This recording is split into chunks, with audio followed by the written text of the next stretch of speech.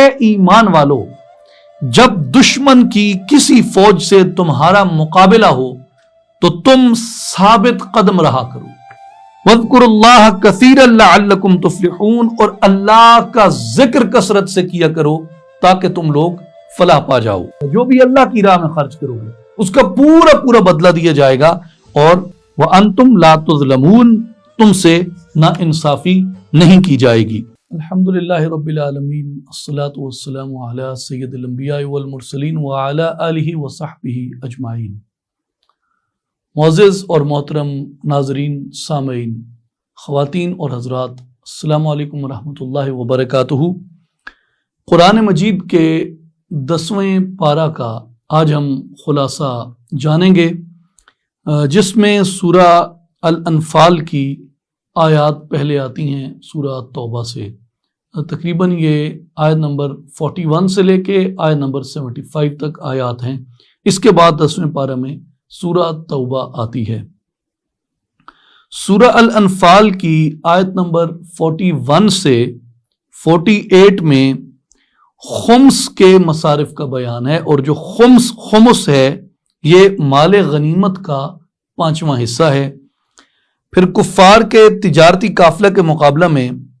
لشکر کفار کے ساتھ مقابلہ کرنے کی ترجیح بیان کی گئی ہے۔ غزوہ بدر کی فتح کو اسلام کی حجت کے طور پہ بیان کیا گیا، اور لشکر کفار کو مسلمانوں کی نگاہوں میں کم کر کے دکھانا اور لشکر اسلام کو کفار کی آنکھوں میں زیادہ کر کے دکھانا، یہ بھی اللہ تبارک و تعالیٰ کی تائید اور اللہ تبارک و تعالیٰ کی نصرت سے تھا۔ پھر کفار سے جب مقابلہ ہو تو کفار کے مقابلے میں ثابت قدم رہنے کا حکم ہے، اور آپس کے اختلاف اور بزدلی سے اجتناب کرنے کا حکم ہے، اور ان کاوشوں اور ان کافروں کی روش سے اجتناب کا حکم ہے جو اپنے زور اور طاقت کے بل بوتے پر اکڑتے تھے اور شیطان کے بہکانے سے جو بہک جاتے تھے۔ پھر الانفال کی آیت نمبر 49 سے آیت نمبر 64 میں منافقین کی مذمت کی گئی ہے، موت کے وقت کفار کی حالت کا اور آل فرعون کے انجام بد کا ذکر ہے، اور اس انجام بد کے ساتھ کفار کے انجام بد کی مشابہت بیان کی گئی ہے۔ پھر آل فرعون پر عذاب کی وجہ یہ تھی کہ وہ اللہ تعالیٰ کی عطا کی ہوئی نعمتوں میں ناشکری کرتے تھے، اور جن کافروں نے آپ صلی اللہ علیہ وآلہ وسلم سے عہد شکنی کی ان کو میدان جنگ میں سزا دینے کا حکم آیا۔ پھر جو قوم عہد شکنی کرے اس کے ساتھ تمام معاہدوں کو توڑ دینے کا حکم ہے، اور کفار سے جنگ کے لیے آلات حرب جمع کرنے کا حکم دیا گیا، اور اگر کفار مائل بصلح ہوں تو ان کو صلح کی طرف مسلمانوں کو تاکید کی گئی۔ پھر اگر وہ دھوکہ دیں، یعنی صلح کا وہ جھانسا دیں، دھوکہ دیں، اور صلح کے پیچھے دراصل ان کی طرف سے کوئی فساد چھپا ہو، تو فرمایا اگر وہ صلح چاہتے ہیں تو تم بھی صلح کرو، لیکن اگر وہ تمہیں دھوکہ دیتے ہیں تو اللہ کی مدد پہ توکل اختیار کرو۔ اللہ تبارک و تعالیٰ کا مسلمانوں کے دلوں میں الفت اور محبت اور یگانگت پیدا کرنے کا اس میں بیان آیا، اور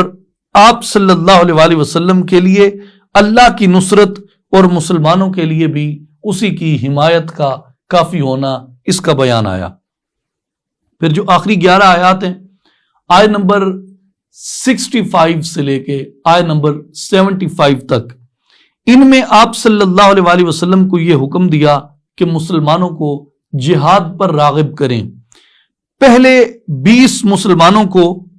200 کفار کے مقابلے کا مکلف بنایا، اور پھر تخفیف کر کے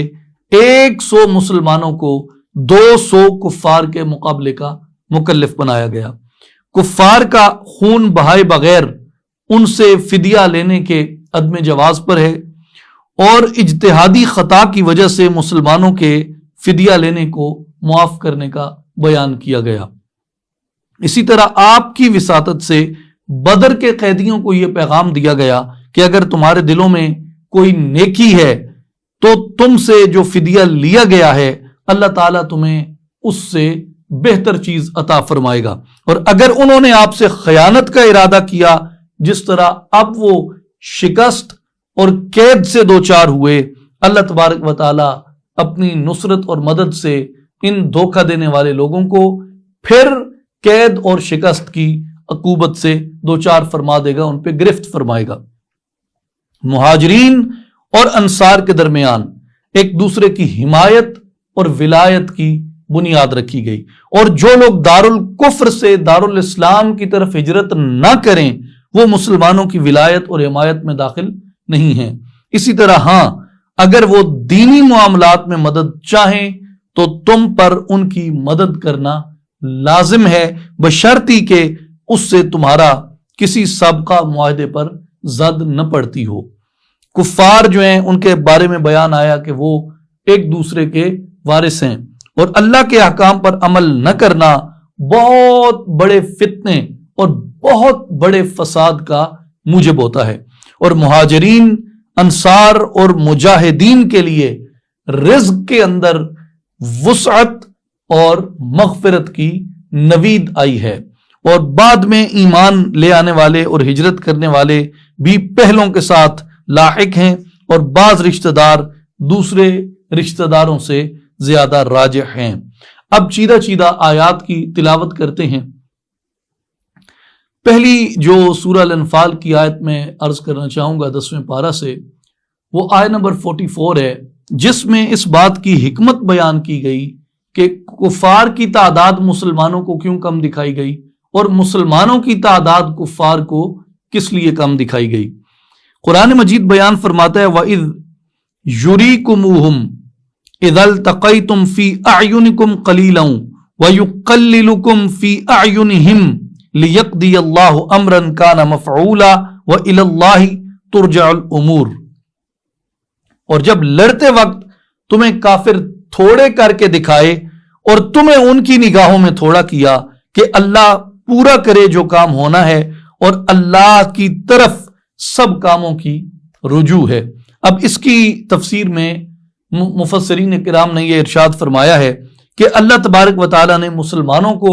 کفار کی تعداد کم دکھائی، اور کفار کو اور مشرکوں کو بھی مسلمانوں کی تعداد جو تھی وہ کم کر کے دکھائی۔ اور اس کی حکمت وہ یہ بیان کرتے ہیں کہ پہلی صورت میں مشرکین کی تعداد کو جب کم کر کے مسلمانوں کو دکھایا گیا تو اس سے حکمت یہ نکلی کہ مسلمانوں کے دلوں میں ان کی ہیبت نہیں بیٹھی اور ان کی دھاک نہیں بیٹھی، اور مسلمان گھبرائے نہیں ان کی تعداد کو دیکھ کے۔ اور جب کفار کو مسلمانوں کی تعداد جو تھی وہ کم دکھائی گئی تو اس کی حکمت یہ بیان کی گئی تاکہ وہ مسلمانوں کے خلاف جنگ میں زیادہ تیاری نہ کریں اور زیادہ احتیاط نہ برتیں، تاکہ وہ آسانی کے ساتھ ان کو کم جان کر شکست کھا جائیں۔ تو یہ اس کی حکمت بیان کی گئی۔ پھر دشمن کے مقابلے کے لیے ایک اصول خداوندی عطا ہوا، اور وہ یہ تھا کہ یا ایھا الذین آمنوا اذا لقیتم فئۃ فاثبتوا واذکروا اللہ کثیرا لعلکم تفلحون۔ اے ایمان والو، جب دشمن کی کسی فوج سے تمہارا مقابلہ ہو تو تم ثابت قدم رہا کرو۔ وَاذْكُرُوا اللَّهَ كَثِيرًا لَعَلَّكُمْ تُفْلِحُونَ، اور اللہ کا ذکر کثرت سے کیا کرو تاکہ تم لوگ فلاح پا جاؤ۔ اب اس میں اللہ تبارک و تعالیٰ نے مسلمانوں کو جہاد کے دوران اور جنگ کے دوران اور مقابلہ کے دوران دو آداب سکھائے، دو اصول سکھائے۔ پہلا اصول یہ تھا کہ جنگ میں ثابت قدم رہنا ہے، تمہارے پائے ثبات میں لغزش نہ آئے، اور دوسرا یہ ان کو بتایا کہ اللہ کے ذکر کی کثرت کیا کرو۔ اور حضور نبی کریم صلی اللہ علیہ وآلہ وسلم نے ایک اور چیز بھی بتائی کہ ابتداً مسلمانوں کو جنگ یا کسی بھی آزمائش یا بلا کی تمنا نہیں کرنی چاہیے، لیکن جب ان پر جنگ مسلط کر دی جائے تو ان کو پھر جنگ سے پیچھے نہیں ہٹنا چاہیے، جنگ کے اندر ثابت قدم رہنا چاہیے اور ڈٹ کے مقابلہ کرنا چاہیے۔ لیکن اس کے ساتھ فرمایا کہ اللہ کا ذکر جو ہے وہ تم کثرت سے کیا کرو۔ اس لیے مسلمانوں کی یہ روایت تھی، ہے اور انشاءاللہ رہے گی۔ وہ روایت کیا ہے ان کی کہ یہ جب میدان جہاد میں اترتے ہیں تو بآواز بلند اللہ اکبر کی صدائیں ان کی زبانوں سے اور ان کے حلقوم سے اور ان کے سینوں سے گونجتی ہیں، اور یہ صدا جب بلند ہوتی ہے اللہ اکبر کی صدا، تو یہ اعلان ہوتا ہے مجاہد کی طرف سے، مومن کی طرف سے، کہ میں اپنے لیے نہیں لڑ رہا،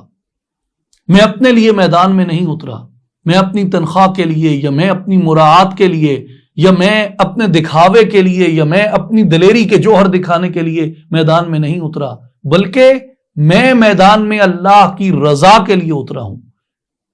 اس لیے علامہ اقبال رحمۃ اللہ علیہ فرماتے ہیں کہ دو عالم سے کرتی ہے بیگانہ دل کو، عجب چیز ہے لذت آشنائی، شہادت ہے مطلوب و مقصود مومن، نہ مال غنیمت نہ کشور کشائی۔ مومن ہمیشہ شوق شہادت سے میدان کے اندر اترتا ہے، اور یہ جب تک شوق شہادت مسلمان کا زندہ ہے تب تک یہ ناقابل تسخیر ہے۔ دنیا کی کوئی طاقت اس کو شکست نہیں دے سکتی، اور کفار میں اور مومنین میں فرق ہی یہ ہے کہ وہ موت سے ڈرتے ہیں، ہم موت سے محبت کرتے ہیں، اور موت اللہ کی راہ میں آئے تو ہم موت کو گلے لگاتے ہیں، موت کو چومتے ہیں، موت کو بوسے دیتے ہیں، ہم موت سے گھبراتے نہیں ہیں۔ اس لیے جو مومن ہے وہ شہادت سے محبت کرتا ہے، اور یہ وہ بنیادی چیز ہے کہ جب تم میدان میں اترو تو یہ اعلان کرو کہ میں اللہ کا ذکر کرتے ہوئے آیا ہوں، میں اس ایک کے سوا کسی کے سامنے گردن نہیں جھکاتا، میں اس ایک کے ساتھ کسی کو شریک نہیں کرتا، میں اس ایک کے سوا کسی سے نہیں ڈرتا، میں اس ایک سے ڈرتا ہوں۔ اللہ اکبر، یہ فرمایا کہ تم جب میدان میں اترو تو صدائے تکبیر بلند کرتے ہوئے، اللہ کے ذکر کی کثرت کرتے ہوئے میدان میں اترو۔ اور پھر اس کے بعد ایک آیت ہے الانفال میں، آیت نمبر 53۔ یہ آیت بنیادی طور پہ آئینہ ہے، اور قرآن مجید جب ہم پڑھتے ہیں تو ہمیں قرآن مجید کو، کلام الہی کو اپنے سامنے یوں رکھ کے پڑھنا چاہیے جیسے علامہ اقبال کے والد نے علامہ اقبال کو نصیحت کی تھی کہ قرآن کو ایسے پڑھو جیسے تم پہ نازل ہو رہا ہے، تو یوں محسوس کرو کہ جیسے اللہ پاک آپ کے سامنے اپنے احکام بیان فرما رہا ہے، اور بلا شک و شبہ یہ کلام الہی ہے، تو یہ میرے سامنے ایک آئینہ ہوتا ہے جس میں اپنے کردار کو دیکھتا ہوں۔ جب قوم پڑھتی ہے تو قوم قرآن میں اپنے کردار کو دیکھتی ہے کہ ہم کہاں کھڑے ہیں۔ تو ایک اصول قرآن مجید میں بیان ہوا، ذالک بأن اللہ لم یک مغیرا نعمتا انعمها علی قوم حتی یغیروا ما بانفسهم وان اللہ سمیع علیم۔ یہ عذاب ان پر اس وجہ سے ہے کہ اللہ تعالیٰ کسی نعمت کو ہرگز بدلنے والا نہیں جو اس نے کسی قوم پر عطا فرمائی ہو، یہاں تک کہ وہ لوگ از خود اپنی حالت نعمت کو بدل دیں۔ یعنی ہم نے ان کو جو نعمت عطا کی ان کی فرما برداری کی وجہ سے، ان کی اطاعت کیشی کی وجہ سے، ہمارے حضور ان کے عجز و نیاز کی وجہ سے، ہمارے ساتھ یعنی اللہ فرما رہا ہے ہمارے ساتھ ان کے تعلق کی وجہ سے ہم نے وہ نعمتیں ان کو عطا کی، اور جب انہوں نے اس حالت کو بدل دیا، یعنی انہوں نے فرما برداری کو نافرمانی میں بدل دیا،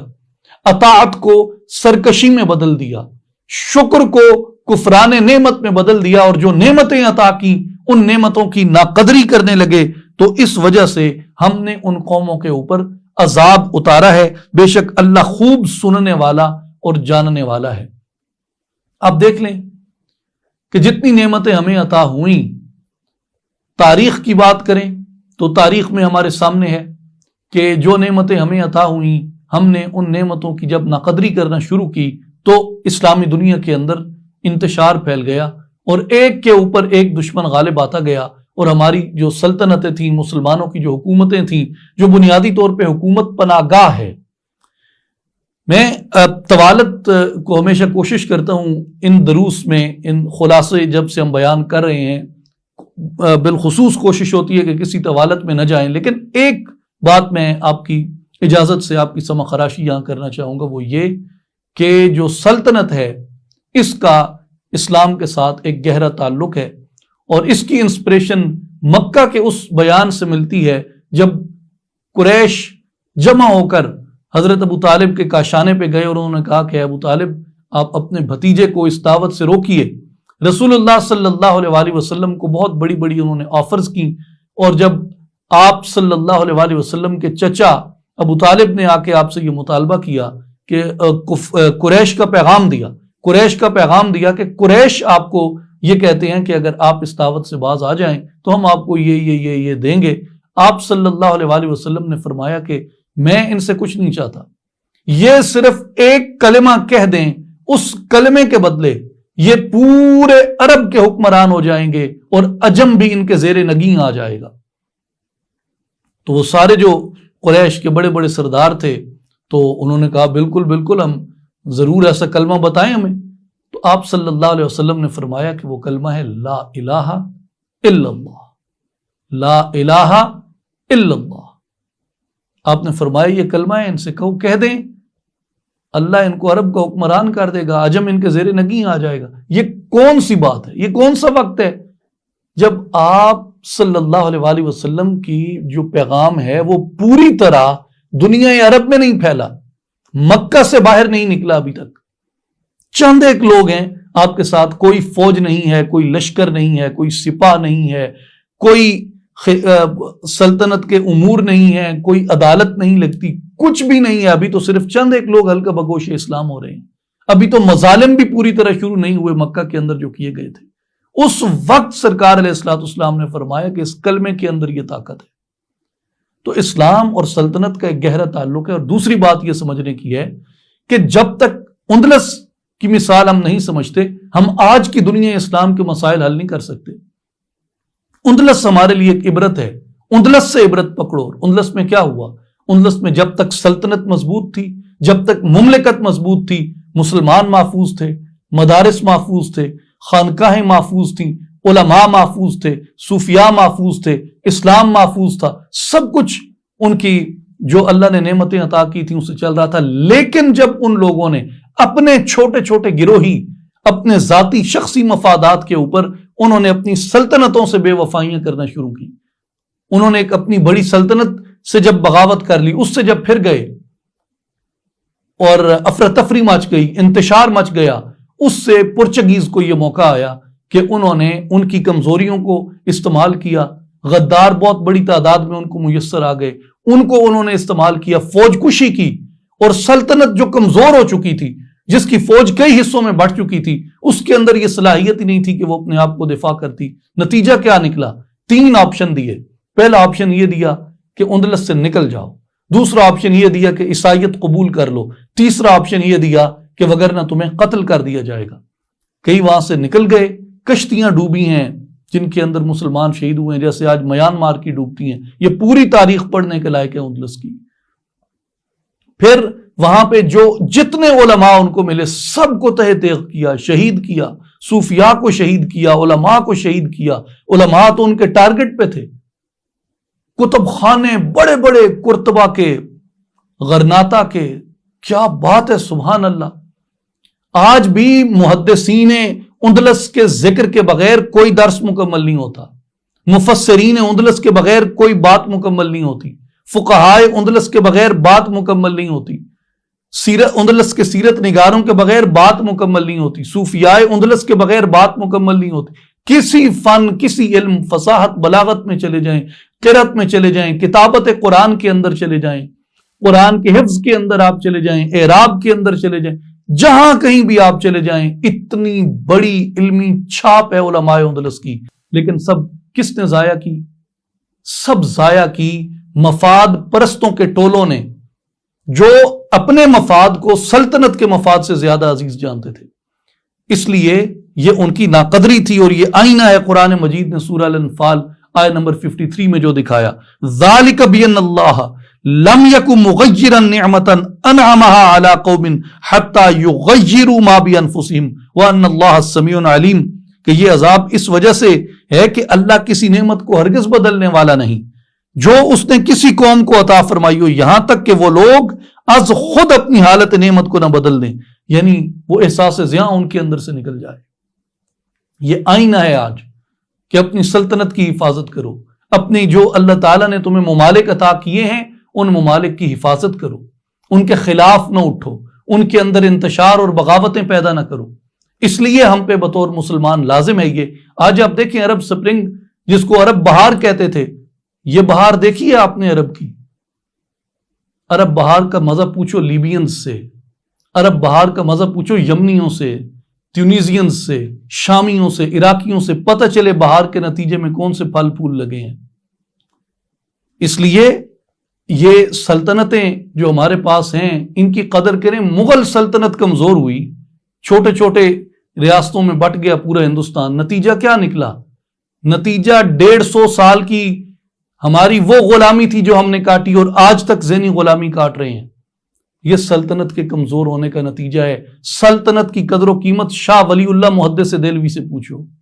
سلطنت کی قدر و قیمت احمد شاہ ابدالی سے پوچھو کہ سلطنت کی کیا قیمت ہوتی ہے. اللہ تبارک و تعالی ہمیں اپنی عطا کی ہوئی نعمتوں کی قدر کرنے کی توفیق عطا کرے. اور مجھے اس میں کوئی شک و شبہ نہیں ہے کہ فی زمانہ پاکستان ہمارے لیے اللہ کی عظیم ترین نعمت ہے. خدارا لوگوں اس ملک کی قدر کرو، اس کی اساس کی قدر کرو، اس کے پرچم تلے ہم محفوظ ہیں. پھر اس کے بعد سورہ الانفال کی آیت نمبر 60 آتی ہے، اور دشمن کے مقابلے کے لیے وقت سے پہلے تیار رہنا، یہ حکم خداوندی اس میں ہمیں آیا. اور یہ اس آیت کی عربی کو اگر کوئی جانتا ہو یا نہ جانتا ہو، کم از کم ہر مسلمان اس کے ترجمے کو ضرور جانتا ہے. وَأَعِدُّوا لَهُمْ مَا اسْتَطَعْتُم مِّن قُوَّةٍ وَمِن رِّبَاطِ الْخَيْلِ تُرْهِبُونَ بِهِ عَدُوَّ اللَّهِ وَعَدُوَّكُمْ وَآخَرِينَ مِن دُونِهِمْ لَا تَعْلَمُونَهُمْ اللَّهُ يَعْلَمُهُمْ وَمَا تُنْفِقُوا مِن شَيْءٍ فِي سَبِيلِ اللَّهِ يُوَفَّ إِلَيْكُمْ وَأَنْتُمْ لَا تُظْلَمُونَ. اور اے مسلمانوں، ان کے مقابلے کے لیے تم سے جس قدر ہو سکے ہتھیاروں اور آلات جنگ کی قوت مہیا کر رکھو، اور بندھے ہوئے گھوڑوں کی کھیپ بھی اس دفاعی تیاری سے تم اللہ کے دشمن اور اپنے دشمن کو ڈراتے رہو، اور ان کے سوا دوسروں کو بھی جن کی چھپی ہوئی دشمنی کو تم نہیں جانتے لیکن اللہ انہیں جانتا ہے. اور تم جو کچھ بھی اللہ کی راہ میں خرچ کرو گے تمہیں اس کا پورا پورا بدلہ دیا جائے گا. جو بھی اللہ کی راہ میں خرچ کرو گے اس کا پورا پورا بدلہ دیا جائے گا. اور وَأَنْتُمْ لَا تُظْلَمُونَ، تم سے نا انصافی نہیں کی جائے گی. اب یہاں پہ ایک دو چیزیں ہیں، اختصار سے میں عرض کر دوں کہ اس آیت میں جو مراد ہے گھوڑے تیار رکھنے سے اور سامان حرب کو تیار رکھنے سے، یہ اس زمانے کے ہتھیار تھے. اور یعنی جب تمہارا دشمنان اسلام کے ساتھ مقابلہ ہو، دشمنوں سے مقابلہ ہو تمہارا، تو جو اسلحہ تمہارے پاس ہے اس کو مہیا رکھو، اس کو میسر رکھو، اس کو تیار رکھو. اور دوسرا اس کا محمل یہ ہے کہ جو بھی اس زمانے کے جدید ترین ہتھیار ہوں، بہترین ہتھیار ہوں، جس سے دشمن کے اوپر دھاک بیٹھے اور ہیبت طاری ہو تمہاری، ان ہتھیاروں کو اپنی ریاست کے لیے، اپنی سلطنت کے لیے حاصل کرو. اور عہد رسالت مآب صلی اللہ علیہ وآلہ وسلم میں سب سے جو مہلک ہتھیار تھا وہ تیر سمجھا جاتا تھا. اس لیے آپ صلی اللہ علیہ وآلہ وسلم نے تیر اندازی کی بہت زیادہ ترغیب عطا فرمائی صحابہ کرام رضوان اللہ علیہم اجمعین کو. اور اس پہ بہت احادیث ہیں تیر اندازی سیکھنے کے بارے میں، صحیح مسلم میں، صحیح بخاری میں، جامع ترمذی میں، اور جتنی بھی جہاد کے ابواب سے مرتب کی ہوئی احادیث کی کتب ہیں ان سب کے اندر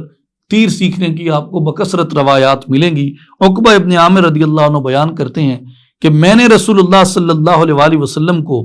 منبر مبارک پر وَأَعِدُّوا لَهُمْ مَا اسْتَطَعْتُم مِّن قُوَّةٍ اس کی تفسیر کرتے ہوئے سنا کہ آپ صلی اللہ علیہ وآلہ وسلم نے فرمایا الا ان القوۃ الرمی، الا ان القوۃ الرمی، الا ان القوۃ الرمی. حضور علیہ الصلوۃ والسلام نے فرمایا کہ سنو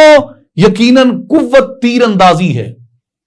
سنو یقیناً قوت تیر اندازی ہے، سنو یقیناً قوت تیر اندازی ہے. یہ صحیح مسلم میں حضور کا بیان ہے. اور صحیح مسلم ہی میں حضرت عقبہ ابن عامر رضی اللہ تعالیٰ عنہ کی ایک دوسری روایت ہے جس میں آپ فرماتے ہیں کہ میں نے رسول اللہ صلی اللہ علیہ وآلہ وسلم کو یہ بھی فرماتے سنا کہ ان قریب تمہارے لیے زمینیں فتح کی جائیں گی، یعنی تمہیں فاتح بنایا جائے گا زمینوں پہ، اور اللہ تمہیں کافی ہوگا، اور تم میں سے کوئی شخص اپنے تیروں کے ساتھ کھیلنے سے عاجز نہ ہو،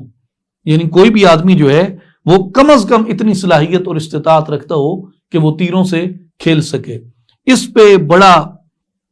اس وقت فی زمانہ ہمیں یہ غور و تدبر کرنے کی ضرورت ہے کہ گھوڑوں سے کیا مراد ہے، گھوڑوں کو تیار رکھو، تیروں سے کیا مراد ہے کہ تیروں کو تیار رکھو، قوت سے کیا مراد ہے کہ قوت مجتمع رکھو۔ ایک تو اس سے مراد بنیادی یہ ہے کہ تم مکمل طور پہ تیار رہو، غافل نہ رہو۔ دوسری اس سے مراد یہ ہے کہ اس وقت کا جو رسالہ تھا، جس کو وہ گھوڑوں پہ مشتمل ہوتا تھا، اور اب جو اس کے بعد ماڈرن وارفیئر کے اندر جو رسالہ ہے وہ ٹینکوں میں تبدیل ہو گیا، یعنی جو آرمڈ کور ہے اس نے گھوڑوں کی جگہ لے لی، اور رسالہ جو تھا وہ آرمڈ کور کو کہا جاتا ہے۔ اور اس کے بعد اب اگر آپ 5th جنریشن وار کے اندر آ جائیں تو اب جو جنگیں ہیں ان کے ہتھیار اس سے بھی آگے نکل گئے ہیں۔ اب ماڈرن ٹیکنالوجی ہے، سائنس اینڈ ٹیکنالوجی ہے، اب اسپیس شپس کے اوپر بات چلی گئی ہے، یعنی سیٹلائٹ وارز ہو رہی ہیں، اور اس کے علاوہ وہ ساری ماڈرن ٹیکنالوجی ہے جس کی اس وقت مسلمانوں کو ضرورت ہے۔ اور یہ پہلی بار ایسا گو کہ نہیں ہوا، لیکن یہ ٹرم پہلی بار آ رہی ہے کہ خاص طور پہ مختلف اقوام کو زیر کرنے کے لیے بہت سے اکنامک ٹولز جو ہیں وہ پچھلی 1 صدی سے استعمال کیے جا رہے ہیں۔ اس لیے جو ہمارے معاشی ذرائع ہیں ان کو جہاد کی تیاری کے اعتبار سے تیار کرنے کی ضرورت ہے۔ گو کہ معیشت کے اوپر مسلمان انحصار نہیں کرتا، مسلمان اللہ کی ذات پہ انحصار کرتا ہے اور اس پہ توکل رکھتا ہے۔ بندہ حق بندہ اسباب نیست، زندگانی گردش دولاب نیست۔ یہ درست ہے اپنی جگہ کہ اللہ کا بندہ اسباب کا بندہ نہیں ہوتا، لیکن یہ اسباب ہی ہیں جو اللہ نے بیان فرمائے ہیں، ان کو تیار رکھنا اور دشمن کے اوپر ان کی ہیبت طاری کرتے رہنا یہ ہمارے لیے ضروری ہے۔ سورہ الانفال کی آیت نمبر 63 کے اندر ارشاد ہے وَأَلَّفَ بَيْنَ قُلُوبِهِمْ لَوْ أَنفَقْتَ مَا فِي الْأَرْضِ جَمِيعًا مَا أَلَّفْتَ بَيْنَ قُلُوبِهِمْ وَلَكِنَّ اللَّهَ أَلَّفَ بَيْنَهُمْ إِنَّهُ عَزِيزٌ حَكِيمٌ۔ اور اسی نے ان مسلمانوں کے دلوں میں باہمی محبت کو پیدا فرما دیا، الفت پیدا فرما دی۔ اگر آپ وہ سب کچھ جو زمین میں ہے خرچ کر ڈالتے، ان مالی وسائل کے خرچ کرنے کے بعد بھی ان کے دلوں میں یہ الفت پیدا نہیں کی جا سکتی تھی، لیکن اللہ نے ان کے درمیان روحانی رشتے کی بنیاد پر وہ محبت پیدا فرما دی۔ بے شک وہ بڑا غلبے والا اور حکمت والا ہے۔ اس میں بنیادی جو ہے وہ سمجھنے کی بات یہ ہے کہ قوم کے اندر جو یکجہتی ہے وہ بہت ضروری ہے، لوگوں کے دلوں میں ایک دوسرے کی محبت ہونا۔ اور دوسری اس میں اساس محبت یہ پیدا کی گئی ہے مسلمان قوم کے درمیان، جو محبت کی اساس ہے، جس بات پہ یہ سب اکٹھے اور جمع ہوتے ہیں وہ محبت مصطفیٰ صلی اللہ علیہ وسلم ہے۔ جس کو حضور سے محبت ہے وہ ایک دوسرے سے محبت کرتے ہیں، اور یہ اس امت کا اساسی نظریہ ہے جس کو تحریک پاکستان میں انٹرپریٹ کیا گیا۔ پاکستان کا مطلب کیا؟ لا الہ الا اللہ۔ دوسرا یہ آیت مبارکہ جو ہے یہ اس چیز کی بھی دلالت کرتی ہے کہ اسلام قبول کرنے سے قبل اور رسول اللہ صلی اللہ علیہ وآلہ وسلم کی اتباع سے پہلے عرب قوم کے اندر ایک دائمی عداوت اور جنگ کی کیفیت تھی، ایک دوسرے کو قتل کرتے تھے، لوٹ مار کرتے تھے۔ لیکن جب رسول اللہ صلی اللہ علیہ وآلہ وسلم نے اعلان نبوت فرمایا اور جو لوگ حضور کی غلامی کے حلقے میں آ گئے تو اللہ تبارک و تعالیٰ نے غلامی مصطفیٰ کی بدولت، محبت مصطفیٰ کی بدولت، اطاعت مصطفیٰ کی بدولت ان سب کے دلوں کو ایک کر دیا۔ تو آج بھی اگر ہمارے لیے کوئی راہ نجات ہو سکتی ہے تو وہ محبت مصطفیٰ صلی اللہ علیہ وآلہ وسلم ہو سکتا ہے۔ اب آتے ہیں سورہ توبہ کے اوپر۔ سورہ توبہ کو سورہ التوبہ کہنے کی جو وجہ مفسرین کرام نے بیان فرمائی، وہ فرماتے ہیں کہ اس کا نام سورہ توبہ اس لیے ہے کہ اس سورت میں اللہ تبارک و تعالیٰ نے مومنین کی توبہ کو قبول کرنے کا ذکر فرمایا۔ خاص طور پہ حضرت کعب بن مالک ہلال ابن امیہ اور مرارہ بن الربیع رضی اللہ عنہم اجمعین، ان 3 صحابہ کی توبہ کو قبول کرنے کا ذکر فرمایا۔ حضرت عبداللہ ابن عباس رضی اللہ عنہما کی روایت مختلف مفسرین کرام نے بیان فرمائی ہے کہ سورہ توبہ کے شروع میں بسم اللہ الرحمن الرحیم کیوں بیان نہیں ہوئی؟ تو حضرت عبداللہ ابن عباس رضی اللہ عنہما نے امیر المؤمنین سیدنا علی ابن ابی طالب رضی اللہ عنہ آپ سے یہ روایت کیا کہ میں نے حضرت علی رضی اللہ تعالیٰ عنہ سے پوچھا کہ سورہ براءت کی یعنی سورہ توبہ کی ابتدا میں بسم اللہ الرحمن الرحیم کیوں نہیں لکھی گئی؟ تو آپ نے فرمایا اس لیے کہ بسم اللہ الرحمن الرحیم امان ہے اور البراءت میں تلوار سے مارنے کی آیتیں ہیں، اس لیے اس میں امان نہیں ہے۔ میرے ایک مینٹور تھے جن سے میں پولیٹیکل سائنس کی اور انٹرنیشنل ریلیشنز کی مینٹورشپ لیتا تھا، تو جب ہم تھیوریز پڑھ رہے تھے تو اس میں جب ریئلزم پہ پہنچے تو ریئلزم اور اسلام کے بارے میں جب بات چلی تو گو کہ اس سے پہلے بھی اس سورہ مبارکہ کی تلاوت کا تو شرف نصیب تھا، تھوڑے بہت ترجمے کا بھی شرف نصیب تھا، لیکن انہوں نے مجھے کہا کہ قرآن میں اگر آپ نے ریئلزم پڑھنا ہے اور یہ دیکھنا ہے کہ حقیقی طور پہ ایک ریاست جو ہے وہ کس طریقے سے ڈیل کرتی ہے معاملات کے ساتھ، معاہدوں کے ساتھ، چیزوں کے ساتھ، دشمنوں کے ساتھ، منافقین کے ساتھ، تو انہوں نے کہا اس کے لیے آپ اگر پڑھنا چاہتے ہیں تو وہ سورہ توبہ ہے۔ اور یہ حضرت علی رضی اللہ تعالیٰ عنہ کا جو فرمان مبارک ہے کہ بسم اللہ الرحمن الرحیم میں امان ہے، اس لیے اس سورت کے ابتدا میں نہیں آئی، اور البراءت میں تلوار سے مارنے کی آیتیں ہیں، اس لیے اس میں امان نہیں ہے، تو بسم اللہ الرحمن الرحیم اس کی آغاز میں نہیں آئی۔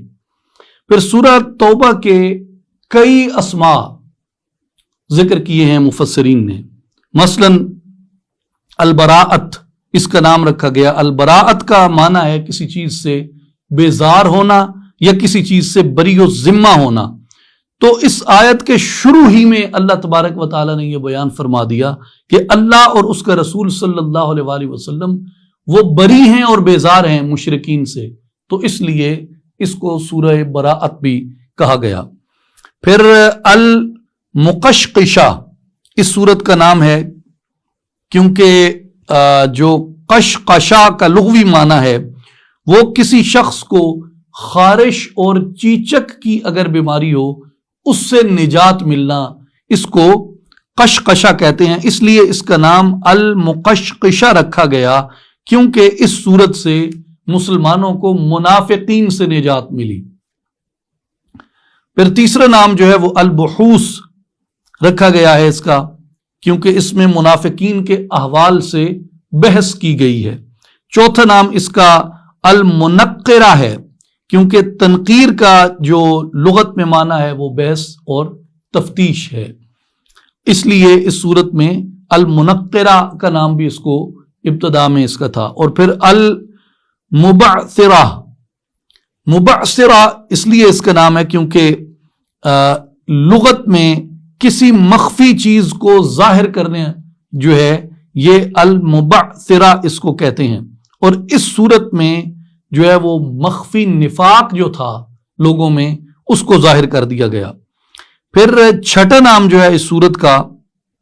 وہ المخزیہ ہے اور الفادحہ ہے کیونکہ ان کا معنی جو ہے وہ رسوا کرنا ہے، اور جب ان لوگوں کے نفاق کا پردہ چاک ہو گیا تو وہ سب کے سامنے رسوا ہو گئے۔ پھر اس کا ایک نام جو ہے وہ المنکلہ رکھا گیا،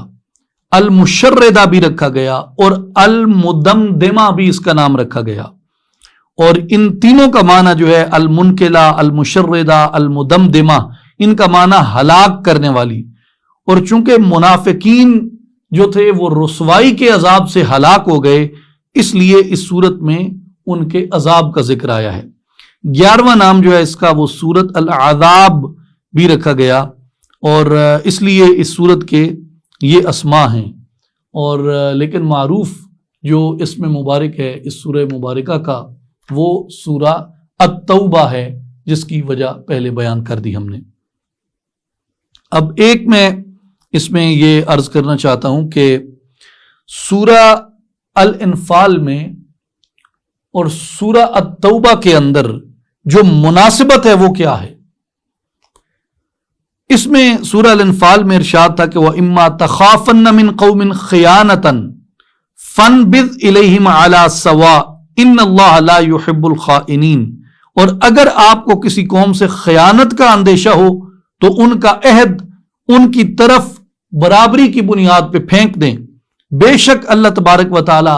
دغا بازوں کو پسند نہیں فرماتا۔ اور سورہ التوبہ کی ابتدائی آیات میں اللہ تبارک و تعالی نے دو ٹوک الفاظ میں مشرکین سے مسلمانوں کے کیے ہوئے جو معاہدے تھے ان کے نسخ اور فسخ کا اعلان فرما دیا، اور اس کی تفصیل یہ ہے کہ 6 ہجری میں مسلمانوں نے مشرکین سے صلح حدیبیہ کی تھی، پھر 9 ہجری میں بنو دمرہ اور بنو کنانہ کے سوا جتنے بھی لوگ تھے سب نے تقریباً عہد شکنی کی، تب مسلمانوں کو یہ حکم دیا گیا کہ وہ مشرکین سے کیے ہوئے معاہدوں سے بری الذمہ ہو جائیں، اور ان کو 4 ماہ کی مہلت دی، اور اس کے بعد یہ حکم دیا کہ اگر مشرکین اسلام قبول کر لیں تو ویل اینڈ گڈ، اور ورنہ ان کے ساتھ جنگ کی جائے اور ان کو قتل کیا جائے۔ اور مشرکین جو تھے وہ اس انتظار میں تھے کہ ابھی روم اٹیک کر دے گا مسلمانوں کے اوپر، ابھی کسرا یعنی اس وقت کا ایران یہ اٹیک کر دیں گے مسلمانوں کے اوپر، تو اس دوران مسلمانوں پر حملہ کر کے مسلمانوں کو ہزیمت سے دوچار کیا جائے گا۔ لیکن اللہ تبارک و تعالی نے ان کے ذہن میں جو وقت تھا اس وقت کے آنے سے پہلے جب یہ احکامات فرما دیے تو ان کی منصوبہ بندی کی ساری جو بساط تھی اس کو لپیٹ دیا گیا، یعنی جو وہ کیسر و کسرا کی مدد کو دیکھ رہے تھے، اور ان سے اعلان براءت کر کے انہیں اس پر مجبور کر دیا کہ یا وہ اسلام قبول کر لیں یا فنا کے گھاٹ اتر جائیں۔ پھر وہ وقت بھی آیا جب دنیا نے یہ بھی دیکھا کہ اس وقت کی 2 سپر طاقتیں جو تھیں، ایک طرف روم تھا ایک طرف کسرا تھا، ان کو مسلمانوں نے اپنی تعداد، ہتھیار،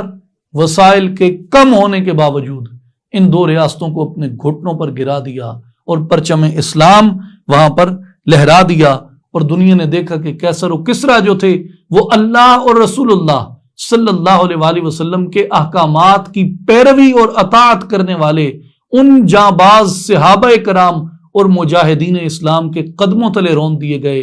اور وہ خس و خاشاک کی طرح اس ایمان کی حرارت سے جلا دیے گئے۔ تو مراد یہ ہے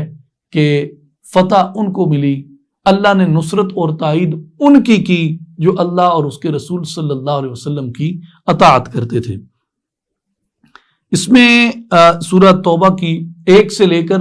93 تک یعنی 93 تک آیات ذکر ہوئی ہیں۔ پہلے ان کا مختصر خلاصہ دیکھتے ہیں۔ آیت نمبر 1 سے 16 میں اللہ اور اس کے رسول صلی اللہ علیہ وآلہ وسلم کا مشرکین سے بیزاری کا اعلان ہے۔ پھر آیت نمبر 17 سے 24 میں یہ ارشادات آئے جن میں بنیادی یہ چیزیں ہیں: تعمیر مساجد کے حقدار مسلم ہیں، غیر مسلم نہیں، ہجرت اور ایمان، اور اللہ اور رسول صلی اللہ علیہ وآلہ وسلم سے محبت کا بیان ہے، جہاد کی فضیلت کا بیان ہے۔ اور سورہ توبہ میں 25 سے 29 میں غزوہ حنین کا بیان ہے، حج و عمرہ سے مشرکین کی ممانعت کا بیان ہے، اور جو سرکشی کرنے پہ اتریں ان یہود و نصارہ سے جہاد کا بیان ہے۔ اور آیت نمبر 30 سے 35 میں اہل کتاب کی بدعقیدگی اور بدعملی کا بیان ہے، اور بعثت نبوی صلی اللہ علیہ وآلہ وسلم کے مقاصد کا بیان ہے۔ سورہ توبہ کی آیت نمبر 36 اور 37 میں قمری مہینوں کی اہمیت کو بیان کیا گیا ہے، یعنی جو لیونر کیلنڈر ہے اس کی اہمیت کو بیان کیا گیا ہے، اور مشرکین سے، سرکش مشرکین سے جہاد کرنے کا حکم دیا گیا۔ پھر سورہ توبہ میں 38 اور 42 آیات میں مسلمانوں کو جہاد کی ترغیب دینے کے لیے انتباہ کیا گیا ہے، اور آیت نمبر 43 سے آیت نمبر 59 میں شان نبوی صلی اللہ علیہ وآلہ وسلم کا بیان ہے، اور اس کے ساتھ منافقین کی بری عادات کا بیان ہے۔ آیت نمبر 60 سے آیت نمبر 70 میں منافقین کے اعمال بد اور ان کے انجام بد کا بیان ہے۔ پھر آیت نمبر 71 سے 72 میں مسلمانوں کے اعمال اور ان کے انجام خیر کا بیان ہے۔ پھر سورہ توبہ میں آیت نمبر 73 سے آیت نمبر 89 کے اندر کفار اور منافقین سے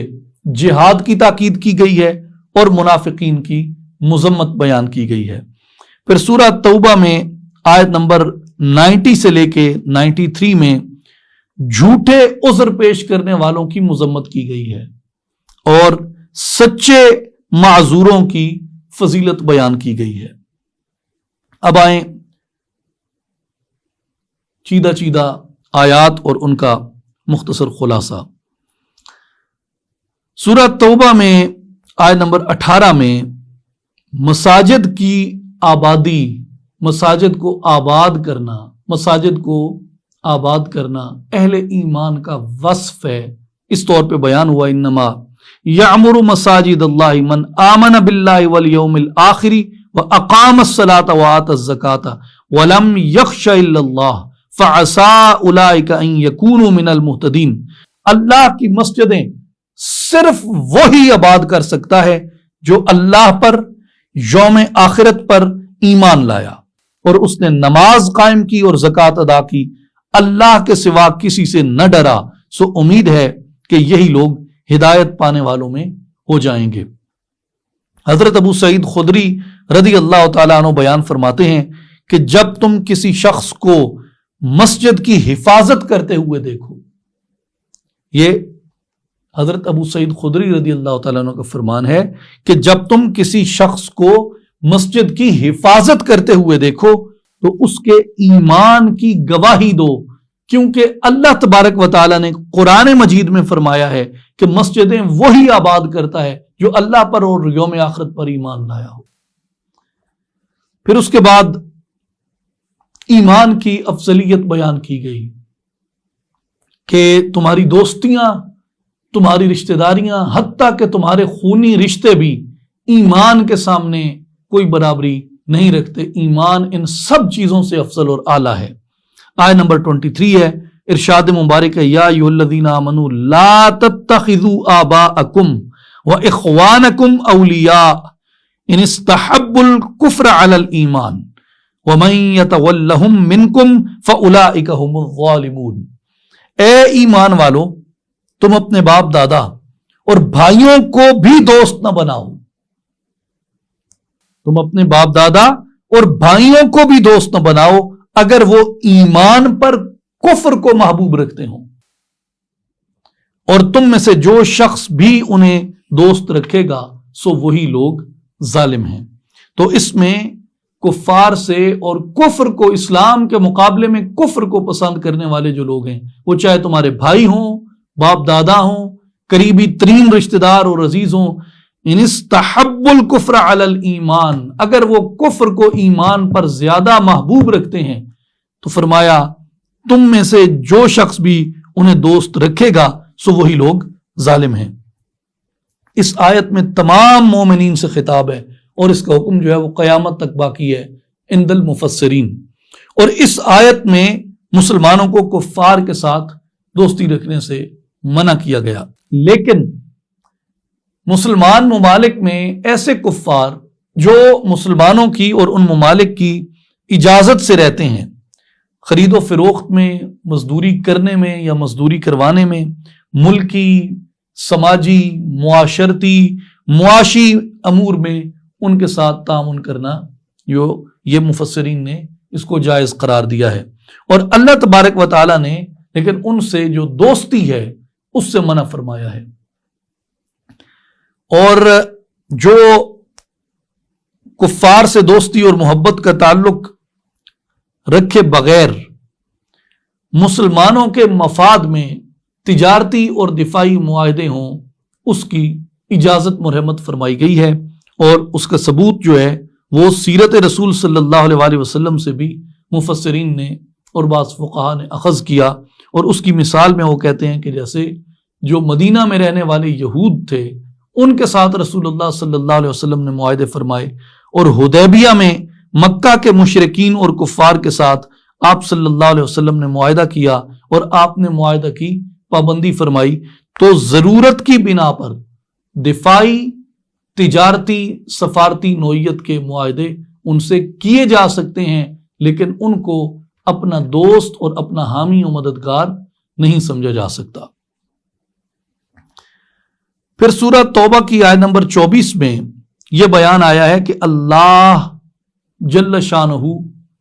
اور رسول صلی اللہ علیہ وآلہ وسلم کی محبت سب محبتوں پہ غالب کر دو۔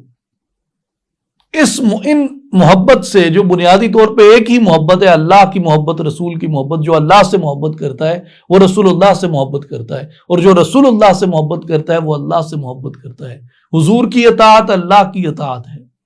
تو اس لیے حضور کی محبت اللہ کی محبت ہے۔ اور یہاں پہ یہ فرمایا کہ اگر تم چاہتے ہو کہ کامیاب لوگوں میں بنو تو تمہیں چاہیے کہ اللہ اور رسول کی محبت کو ہر ایک پہ غالب کر دو، اور اگر تم اللہ اور رسول کی محبت سے سرکشی کرتے ہو یا کسی اور چیز کو اس پہ فوقیت دیتے ہو تو پھر اللہ کے عذاب کے لیے تیار رہو۔ قل ان کان آباؤکم و ابناؤکم و اخوانکم و ازواجکم و عشیرتکم و اموال اقترفتموہا و تجارت تخشون کسادہا و مساکن تردونہا احب الیکم من اللہ ورسولہ وجہاد فی سبیلہ فتربصوا حتی یأتی اللہ بامرہ واللہ لا یہدی القوم الفاسقین۔ تم فرماؤ کہ اگر تمہارے باپ، تمہارے بیٹے، تمہارے بھائی، تمہاری عورتیں، تمہارا کنبہ، تمہاری کمائی کے مال اور وہ سودا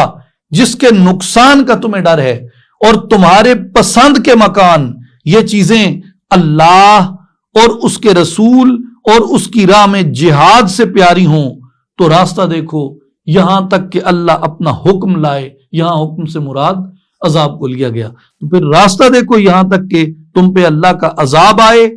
واللہ لا یہدی القوم الفاسقین، تو اللہ فاسقوں کو راہ نہیں دیتا۔ تو اس میں بڑی تفصیل ہے اس کی، لیکن اختصار سے یہ جان لینا چاہیے کہ باپ، بیٹے، بھائی، ان کو اللہ، رسول اللہ صلی اللہ علیہ وآلہ وسلم اور جہاد فی سبیل اللہ پہ ترجیح دینا فسق ہے۔ اسی طرح عورتیں، کنبہ، کمائی کے مال جن کے خسارے کا ڈر ہوتا ہے، ان کو بھی اللہ، رسول اللہ اور جہاد فی سبیل اللہ پر ترجیح دینا یہ فسق ہے۔ اور اسی طرح پسند کے مکان جو ہمیں بڑے عزیز ہوتے ہیں، ان کو بھی اللہ، رسول اللہ اور جہاد فی سبیل اللہ پہ ترجیح دینا یہ فسق ہے، اور ایسی قوم کو قرآن مجید نے فاسق کہا ہے۔ سورہ التوبہ آیت نمبر 24۔ یعنی مراد یہ ہے کہ کوئی بھی چیز، آباؤکم باپ، ابناؤکم تمہارے بیٹے، اخوانکم تمہارے بھائی، و ازواجکم تمہاری بیویاں، و عشیرتکم اور تمہارا کنبہ اور دیگر ساری چیزیں، یہ تمہیں اللہ، رسول اللہ صلی اللہ علیہ وآلہ وسلم اور جہاد فی سبیل اللہ سے زیادہ پیاری نہیں ہونی چاہیے۔ اگر ہوں گی تو پھر یہ فسق ہے اور اللہ کے عذاب کا انتظار کرو۔ پھر سورہ توبہ آیت نمبر 32 ہماری امید بندھاتی ہے۔ اللہ اکبر۔ یریدون ان یطفئوا نور اللہ بافواہہم وَيَأْبَى اللَّهُ إِلَّا أَن يُتِمَّ نُورَهُ وَلَوْ كَرِهَ الْكَافِرُونَ۔ وہ چاہتے ہیں کہ اللہ کا نور اپنی پھونکوں سے بجھا دیں، وہ چاہتے ہیں کہ اللہ کا نور اپنی پھونکوں سے بجھا دیں، اور اللہ یہ بات قبول نہیں فرماتا مگر یہ چاہتا ہے کہ وہ اپنے نور کو کمال تک پہنچا دے۔ وَلَوْ كَرِهَ الْكَافِرُونَ، اگرچہ کفار اسے ناپسندی کیوں نہ کرے۔ آج عالم اسلام پر، اس کے بنیادی عقائد، اس کی تہذیب تمدن پر، اس کے احکام پر جو یلغار ہے، وہ یلغار یہ بتاتی ہے کہ کفار آج بھی یہی چاہتے ہیں کہ وہ اپنی پھونکوں سے اس کا نور یعنی اسلام، دین اس کو بجھا دیں، لیکن اللہ تبارک و تعالیٰ اس کو قبول نہیں کرتا۔ اللہ تعالیٰ تو یہ چاہتا ہے کہ وہ اس نور کو اپنے کمال تک پہنچا دے۔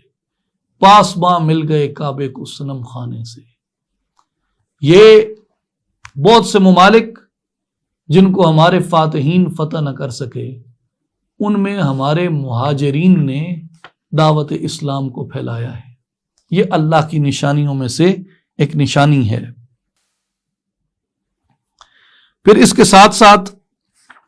آگے سورہ التوبہ کی آیت 33 میں غلبہ حق کی طرف مسلمانوں کو تلقین دی گئی ہے، اور یہ فرمایا گیا کہ هو الذی ارسل رسولہ بالہدی ودین الحق لیظہرہ علی الدین کلہ ولو کرہ المشرکون۔ وہی اللہ ہے جس نے اپنے رسول صلی اللہ علیہ وسلم کو ہدایت اور دین حق کے ساتھ بھیجا تاکہ رسول صلی اللہ علیہ وسلم کو ہر دین والے پر غالب کر دے، اگرچہ مشرکین کو یہ بات بری لگے۔ آپ کا دین ہر دین پر غالب ہو جائے، اور یہ بات ایک ہمیں یاد رکھنی چاہیے۔ مفسرین نے بھی بحث کی ہے اس پہ، اور جو موجودہ دنیا اسلام کی صورتحال ہے اس میں بھی یہ بات بڑی امید افزا ہے کہ اپنے دلائل کے اعتبار سے، اپنی صداقت، اپنی حقانیت کے دلائل کے اعتبار سے اسلام آج بھی دنیا کے تمام مذاہب کے اوپر غالب ہے۔ کسی کے پاس اپنے مذہب کے برحق ہونے کی اتنے دلائل، قوی دلائل موجود نہیں ہیں جتنے عالم اسلام کے پاس اور مسلمانوں کے پاس موجود ہیں۔ اور اگر اس سے مراد مادی غلبہ ہو تو ایک اس سے مراد ہماری تاریخ ہے کہ اللہ تبارک و تعالیٰ نے تمام ادیان پہ مسلمانوں کو غالب کیا۔ پھر ہم نے جب نعمتوں کی ناشکری کی، فرمان سے سرکش ہو گئے، اطاعت کو ترک کر دیا اور دنیا کو اپنی زیب و زینت بنا لیا، تو پھر جو نعمتیں عطا کی گئیں وہ نعمتیں چھن گئیں۔ لیکن اس کے مراد جو ہے وہ زمانہ آخر بھی لیا گیا ہے، اس لیے کہ مفسرین فرماتے ہیں کہ جب حضرت سیدنا عیسیٰ علیہ السلام کا اور سیدنا امام مہدی علیہ السلام کا جب ظہور ہوگا تو پوری دنیا میں کوئی دیوار بھی ایسی نہیں بچے گی جس پہ پرچم اسلام نہیں لہرا رہا ہوگا۔ پھر جو لوگ زکوٰۃ نہیں دیتے ان کے انجام بد کو قرآن مجید نے بیان فرمایا ہے۔ یوم یحما علیہا فی نار جہنم فتکوی بہا جباہہم وجنوبہم وظہورہم ھذا ما کنزتم لانفسکم فذوقوا ما کنتم تکنزون۔ جس دن اس مال یعنی یہ جو سونا چاندی انہوں نے جمع کر رکھا ہے اس پر دوزخ کی آگ میں تاپ دی جائے گی، پھر اس تپتے ہوئے مال سے ان کی پیشانیاں، ان کے پہلو اور ان کی پیٹھیں داغی جائیں گی، اور ان سے کہا جائے گا کہ یہ وہی مال ہے جو تم نے اپنی جانوں کے مفاد کے لیے جمع کیا تھا، سو تم اس مال کا مزہ چکھو جس کو تم جمع کرتے رہے ہو۔ اس لیے مفسرین فرماتے ہیں کہ یہ زکوٰۃ نہ دینے والوں کا اور اللہ نے جو احکام مال کے بارے میں فرمائے ہیں ان کو نہ ماننے والوں کا اخروی انجام بیان کیا گیا۔ پھر اس سورہ مبارکہ میں بہت خوبصورت آیت مبارکہ ہے جو ہمارے ایمان کو بڑھاتی ہے، ہماری محبت کو بڑھاتی ہے، ہماری اطاعت کو بڑھاتی ہے۔ ثانی اثنین اذ ہما فی الغار اذ یقول لصاحبہ لا تحزن ان اللہ معنا، اس حال میں کہ وہ دو ہجرت کرنے والوں میں سے دوسرے تھے، جبکہ دونوں یعنی رسول اللہ صلی اللہ علیہ وآلہ وسلم اور سیدنا صدیق اکبر حضرت ابو بکر رضی اللہ تعالی عنہ غار ثور میں تھے، جب وہ اپنے ساتھی حضرت ابو بکر سے فرما رہے تھے لا تحزن، غم زدہ نہ ہو، ان اللہ معنا، بے شک اللہ ہمارے ساتھ ہے۔ اس پہ بہت تفصیلی اس سے عظمت صحابیت سیدنا صدیق اکبر رضی اللہ تعالیٰ عنہ کی، ان کی اپنی شان اس سے ظاہر ہوتی ہے۔ دین کی نصرت کے لیے انہوں نے کتنی قربانیاں دیں، اور رسول اللہ صلی اللہ علیہ وسلم نے اپنی ظاہری حیات مبارک کے سب سے مشکل ترین مرحلے کے لیے حضرت ابو بکر صدیق رضی اللہ تعالیٰ عنہ کا انتخاب کیا، اور اس پہ ان کو وہ قرب خاص بھی میسر رہا حضور علیہ الصلوۃ والسلام کا، اور اس میں حضرت صدیق اکبر رضی اللہ تعالیٰ عنہ کی صحابیت کو بیان کیا گیا ہے، اور جس طرح آپ کی صحابیت کو بیان کیا گیا ہے جمیع صحابہ کرام رضوان اللہ علیہم اجمعین میں، اس طرح کسی اور صحابی کی صحابیت کو، عظمت صحابیت کو قرآن مجید میں بیان نہیں کیا گیا۔ یہ خصوصیت ہے سیدنا صدیق اکبر رضی اللہ تعالیٰ عنہ کی۔ اور ان اللہ معنا، حضور علیہ الصلوۃ والسلام نے سیدنا صدیق اکبر رضی اللہ تعالیٰ عنہ کو بشارت دی، اور قرآن مجید نے اس بشارت کو اپنی اس آیت کے اندر سمو کر، اللہ تبارک و تعالیٰ نے قرآن میں حضور کے ان لفظوں کو سمو کر یہ بشارت بنا دی کہ ان اللہ معنا۔ یہاں مفسرین کرام نے اور علماء معانی نے فرمایا ہے کہ صدیق اکبر رضی اللہ تعالیٰ عنہ کے واصل باللہ ہونے کی دلیل ہے یہ، ان اللہ معنا، اللہ ہمارے ساتھ ہے، جس کو صوفیاء کرام واصل باللہ ہونا کہتے ہیں، حضور حق میں پہنچنا کہتے ہیں، اس کو کہا کہ قرآن مجید نے ایک صحابی کے واصل باللہ ہونے کی تصدیق کی ہے، اور وہ سیدنا صدیق اکبر رضی اللہ تعالیٰ عنہ ہے۔ تو سیدنا صدیق اکبر رضی اللہ تعالیٰ عنہ کا یہ امتیازی شان ہے جس کو قرآن مجید نے بیان فرمایا ہے۔ اب آئیے اس کی گرینڈ سمری کی طرف۔ آیات کی کل تعداد 10ویں پارے میں 128، سورہ الانفال کی آیت نمبر 41 سے 75 تک، اور سورہ توبہ کی 1 سے 93 تک آیات اس میں آئیں۔ انبیاء کرام علیہم السلام میں سیدنا ابراہیم،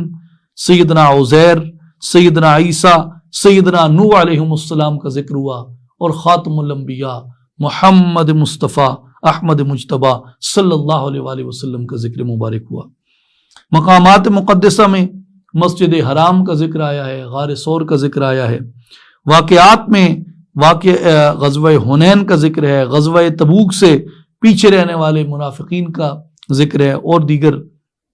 ان واقعات کا ذکر ہے جو سیرت پاک سے جڑے ہیں۔ اقوام میں یہود کا، نصارہ کا، قوم عاد کا، قوم سمود کا، قوم نوح کا اور قوم ابراہیم کا اس میں ذکر آیا ہے، اور عذاب میں آل فرعون کا دریا میں غرق ہونا اس کو بیان کیا گیا ہے۔ اللہ تبارک و تعالی ہم سب کے گناہ معاف فرمائے، ہمارے نیک اعمال کو اپنی بارگاہ میں درجہ قبولیت عطا فرمائے، اور ہمارے ظاہر اور باطن کو نور قرآن سے منور فرما دے، اور ہمیں قرآن مجید پڑھنے، سیکھنے، سمجھنے اور اس پیغام کو آگے بڑھانے کی توفیق عطا فرمائے۔ وآخر دعوانا ان الحمد للہ رب العالمین۔